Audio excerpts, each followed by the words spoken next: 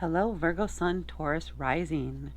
This is going to be your 12-month ahead reading, your forecast for the year ahead. We're going to go from September of this year to August of next year. That means there'll be one card pulled for each month, and I'll also pull a card from the bottom of the deck that gives us some additional information, possibly some key points or something to focus on for the next year. Now, this whole reading may not resonate with all of you. If it does, that is great and amazing. But take the parts that do resonate and let go of the things that don't. There are messages in here for everybody. So take what does fit and then let go of the things that do not. Don't try to force it. That's what I'm saying. What do we have here? Oh, so with Taurus as your rising, that means your Virgo Sun is most likely, not in every case, but most likely in the 5th house. And the 5th house is about your hobbies, creation, procreation, recreation, the things you do for fun. With Taurus in the 1st house as your rising sign, this is your first impression that you give everybody. It's also the house of self. And Taurus is typically about things like your money, your possessions, property. It can also be about philosophy and higher education, depending on how you're looking at things, although that's more the house. So I would say that a lot of you, not all of you, maybe even only a few of you, I'm not perfect, but a lot of you have very much pride in ownership, pride in your home. And it could be that a lot of your energy, a lot of your creative energy and focus is around your home and how you take care of it, how you decorate it. It could be on home remodeling, things like that. So you're very proud of what you've accomplished there. So let's see what the cards have to say. So this is going to be September and then the card for each month. So September, October. Try not to let my own Virgo OCD get in here too much. Letting go of perfection. It's my goal of mine. So we have September, October, November, December, January, February, March, April, May, June, July, August. And then the back of the deck, bottom of the deck, if you will, we have the 4 of Swords. So my overall feeling for what this year will bring, and for some of you at least, in looking at these cards, there's going to be a transformative aspect for you about midway through the year.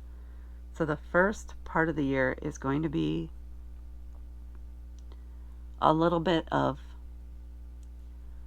for some reason I want to say this, so a suspension of disbelief, if you will, of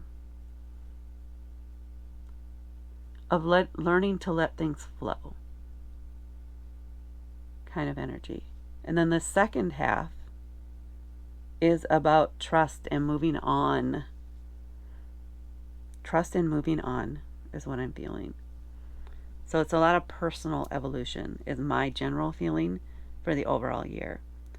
For this key focus here, this is the 4 of Swords. Swords are an air sign. It's about our thoughts, words, communication, what we say, how we communicate. And this particular card is indicating that you need to rest your brain, to take a break, to take a time out and just relax and not overthink things. Kind of a sleep on it card, right? Don't think about it and the answer will come. Don't hyper focus on it. Go walk away and do something else and boom, the answer will come up. So this is about letting go of expectation around when and how you find the answer. And there's some other terms in there that are trying to come, and I can't figure out how to say it, or another way to say it. But it is letting go of that, our own expectations for how and when we should solve a problem, and trusting that the answers will come when the time is right. So trust. And just let go of your expectations there. So here we're starting out September with the Page of Cups. This is typically a young person. It could be a messenger. So some new information is coming in from this person. The message may feel a little garbled, though, because of the way that they deliver it. Well, that's specific. So you're expecting some news. The person who's going to be providing that news may be confusing or hard to understand, and you may need to work with them on getting clarity. This is because this is, again, a young person. They're very naive, and they speak and react from their emotions, from how they're feeling about something, which may influence how they deliver the message. So you could also be working with someone on how to control this, on how to manage this, on how to not put their own emotions in, how not to interpret things through their emotions in this particular space. So in this career, or just literally when delivering messages, they need to stick to the facts and not try to put their own twist on it, not try to make the other person feel better, not to imply that there's any judgment there. And for some of you, this is something you may need to work on, is trying to deliver information in an impartial manner, although you have very strong feelings about the message that's being delivered. So in spite of how you feel about it, you need to make sure that you're delivering it in a very impartial way. So some of you may be the messengers. And the idea here is you may be letting your emotions influence how you deliver the messages. And that could be to the detriment of yourself and the person who's receiving the message. So in order to avoid misunderstandings, be aware that you may have that tendency here in September, and that you need to work on that and try to focus on making sure that the person who's receiving the message has a clear understanding of exactly what the message is, in spite of how you feel about it. You need to make sure that the message that's being delivered is very clear. There we go. In October, there's a focus on what you want out of life, on taking care of yourself. And maybe this is just taking a time out from that job, because that can be very stressful if you have very strong emotional opinions about what's going on. But you have to suppress those in order to make sure the other party has a clear understanding, and you can't influence them in any way. So when you're used to that, when you're coming from that emotional space and having to hold that in, that can make your whole body tense up. It can bring on a lot of stress to our bodies and our emotions. So it feels like October is a little bit about decompressing, about taking a break from that, a breather, and focusing on things that bring you joy and things that you love, things that encourage you, and really focusing on your own health and wellness in October. This could even be just time spent at home working on a project or something that you love and that you want to do. And it's even possible that this isn't related to work, but to something else in your life, between family members or something, where you need to be the one that delivers the news. And then this next month is just where you're allowed to take the time to process that on your own and in your own way. So there was October. November, we have the Ace of Swords. So Ace is, again, about communication, words, ideas, inspiration. Deep thoughts is the word that is the phrase that I'm getting here. Deep thoughts in November. So there may be some subject that you just get inspired by and you really want to dive in deep and learn all the details about it. How does it work? How can you make it work? What are the different options for how to accomplish it? What are the different ways that it can be financed or that it could be afforded? What are some creative budgeting options for some of you? It could be that this is about budgeting for some of you, or you're just getting deep into that. But it's deep thoughts.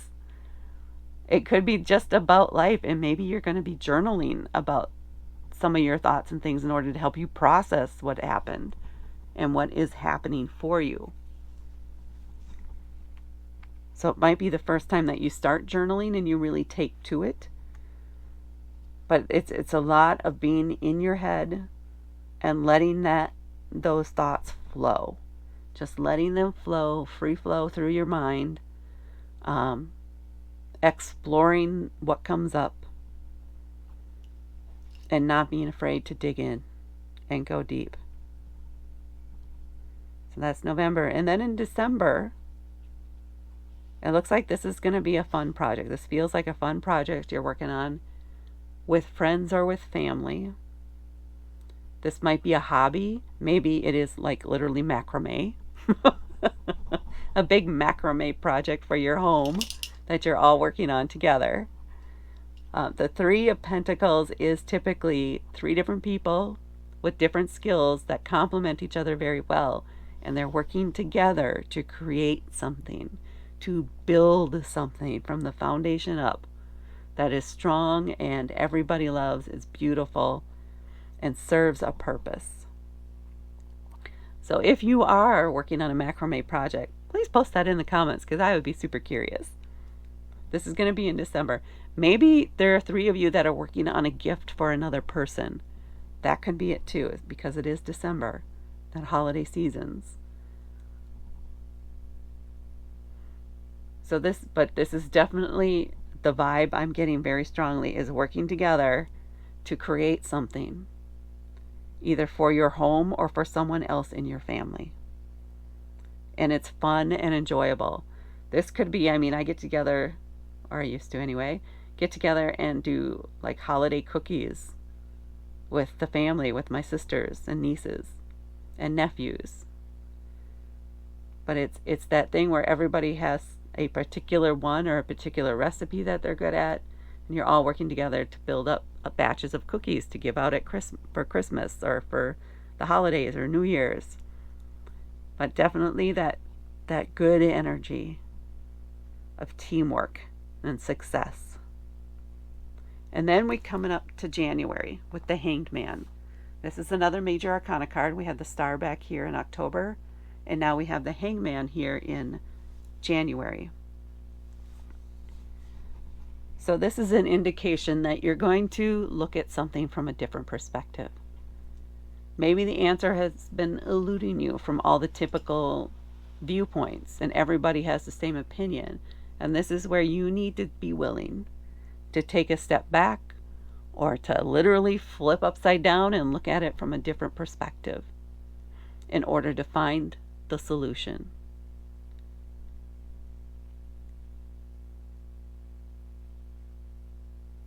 And some of you, okay. I'm getting acrobats.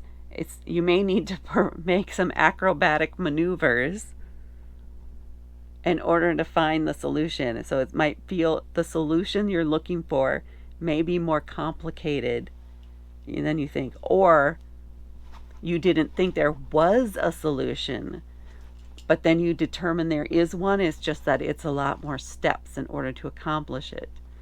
So you can come up with a solution if you look at it from a different way or consider some more complicated ways of getting it done and put together the proposals for it and let them know what would need to be involved in order to reach the objective.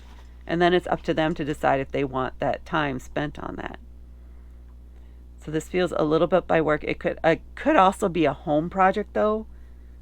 Maybe there's some addition that you want to build on or you're thinking of building on, but there might be some neighborhood or association restrictions. So you need to come up with some creative solution or a different way of getting to what you need or what you want to accomplish. And that's what will be happening there in January, is just really being open to the possibilities and looking at things from various perspectives to make sure you've covered all the bases. And then coming up into February, we have another major arcana card, this time Strength. And I always, at least for you guys, think of Leo when I see this. So I don't know if some of you are involved with a Leo or someone with some heavy Leo placements. This is where we're at right now. And this does feel romantic, so it could be that some of you are actually involved with or will be maybe spending Valentine's Day with someone with Leo placements. But this is a person who is very calm, but very strong, right? They've been through a lot. They're forged in fire, if you will. And yet, they're still very compassionate and open. So fierce, strong, but at the same time, so compassionate and loving. Because, we see here, even though her inner lioness, if you will, is showing, this lamb has no fear. He need not fear because she has control over her power. She has compassion for that lamb. And instead of becoming prey, it is now protector. So that's the energy I get here for February. Protector, that really is strongly coming through as protector. And then we move down here to March with the Emperor, which is a card ruled or that represents Aries in the deck, and March is when Aries season, if you will, starts. So if you have some Aries placements, is this Aries again? No, this is Taurus.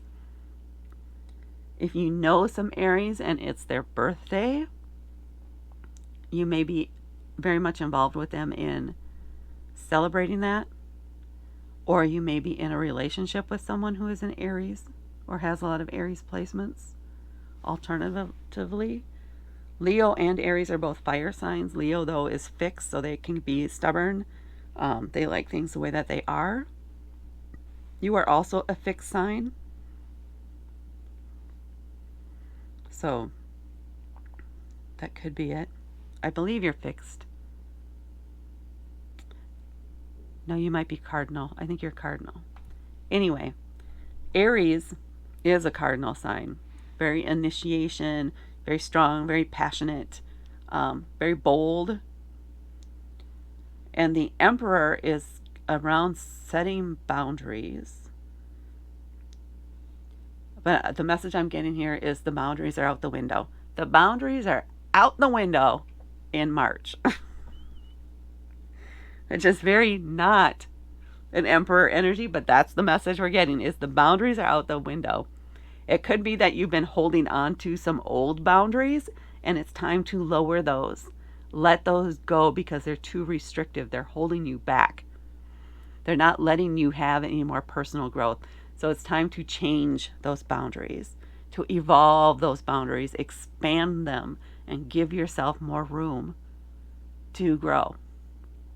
Give more people an opportunity to interact with you. Yes, that's feeling right. So this is also spring, all right? The first day of spring is in March too. So it's fresh energy for you. It's a fresh passion. There's something new coming up. Maybe you're getting ready because it is spring. Maybe your home project this year is around a garden and planning for that garden. So it's something that's new to you. You're expanding and going outside, literally, of the house, even though it is still part of your home overall. But it is a new creative, it is a new thing for you. You're pushing outward and expanding those boundaries, reestablishing them.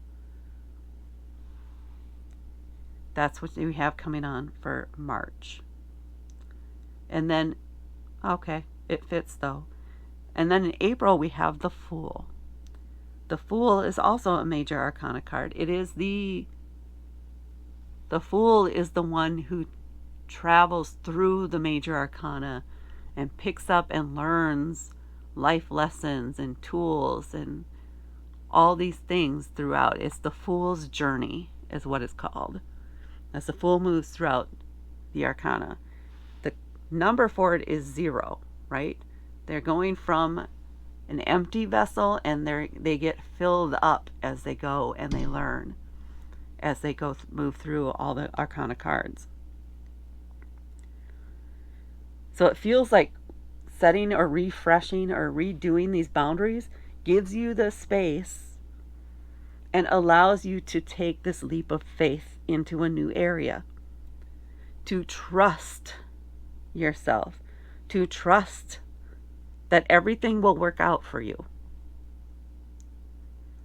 And you'll have everything you'll need. You'll meet the people you need to meet along the way that will help you out, that will help you learn as you embark on this new endeavor.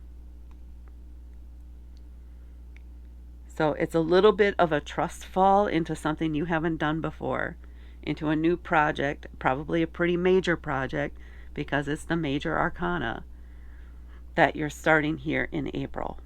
There's a little bit of fear and there's excitement, but you're ready for it because you've opened yourself up and you said, you know what? Yes, I can make room for that in my life. And so you're going for it. That's what we're seeing here in April. And then we come up to another major arcana card. 5 in a row. That's some pretty significant internal change, internal growth. And we're going from 12 to 8, so kind of back and forth as we learn and evolve these lessons. And then down to 4, where we learn about that we need to expand or determine that we can expand our boundaries. And now we're ready for that fresh new journey. And then we come here in May to the Judgment card. The Judgment card is it's about leveling up, about being ready to really step into our power, about trusting ourselves so completely with all we've learned so far that we take that step over into that unknown and just know that we're okay. So to go right from this to this over just a 2-month span, that's a quick learning curve, if you will. A very quick learning curve. And our journeys, though, are not always linear. And with all these other major arcana cards here, these lessons you're learning here, even with the star here, throughout this year to get to this spot, it's like a light bulb comes on or the flashlight comes on. You're able to see now. You can see the vision. Your vision becomes clear. There it is. Your vision becomes clear for what you want and where you're going with this project, with your home, with whatever it is that you're focused on. Your vision becomes clear here in May. You can see it clearly. You know exactly what needs to happen next, the order that things that need to happen, and all of that. And you are set for success in May. In June, with the Two of Pentacles, this is about finding that work-life balance. So if you are doing construction on your house or some major project at home that involves disrupting the household, you need to make sure that everyone's needs are met in some way, including your own. Don't burn yourself out on this project. Make sure you guys are taking breaks. Make sure you are taking little mini vacations if you need to do that. But make sure you're not pushing too hard and reaching burnout and starting to get into stressful energy. You want to keep things on an even keel throughout this process in order for it to be successful. So that's what we have here in June. In July, we have the King of Swords.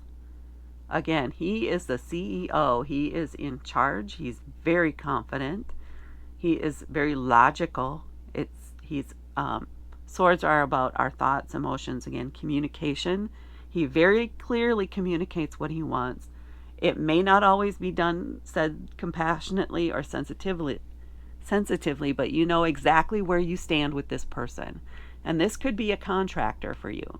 It feels like it's another person who, regardless of how you feel about the project and how you feel about things, you need to have very clear-cut instructions for him, very clear-cut guidance. If you put it in a contract, then he's going to follow the contract. So make sure you check with that, double check with that, triple check, whatever you need to do. But he is going to do exactly what you have in the contract, and no more and no less. So when you hand off that part of the project, make sure you cross your I's, cross your T's and dot your I's.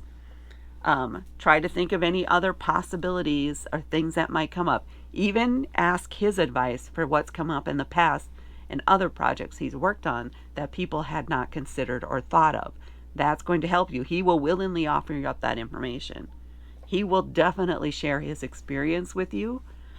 Just make sure you put it into the contract, or you have a very clear pathway for changes and adjustments as part of the contract that you both agree on. Because he's really good. It's a really good contractor. It's just that he is by the book. So whatever you have in that contractor, in the document that tells you how things are going to be done and exactly what he's going to work on, etc., you need to make sure you follow that. And then here we have the Seven of Swords in August of next year. This is someone who is evolving, reassessing the way that they think about something, the way they think about themselves. So sometimes we feel guilty about leaving behind old behaviors, about things that we've always thought were true. There can be pressure from society to keep continuing down that path. From our friends and family, well, we've always done it that way, so we're always going to do it that way. But you have this need, this idea, this thought that, yeah, but that doesn't apply anymore. That doesn't make sense for us to keep doing anymore. So you just want to take the parts that work and keep continuing with those, and then create your own path and create your own process from that. And don't feel guilty about that. Don't feel like you have to keep doing things the same old way. It is okay to branch out and start your own traditions and to do things in the way that fit you and your family and your lifestyle. So this is where we may get some pushback, internal pushback, just based on lifelong conditioning and what's expected of us. But you're ready to move beyond that. You're ready to push past it. and you're ready to tell those naysayers that times change, I've changed, and this is what works for me now. And so this is what we're doing. Don't be afraid to do that. Don't be afraid to stand up for yourself. And don't be afraid of change. And that is what I have for you for these next 12 months. If you like this reading, please hit the like button. If you really liked it, please hit subscribe and help me grow my channel. I am hoping to convert this into a full-time gig, so that I can do it. I have so many ideas for what I want to do. So please help me by hitting the subscribe button. And if you want to be notified when I post more videos, also please hit that notified button. And thank you so much for watching. And have fun over this next year. Talk to you later.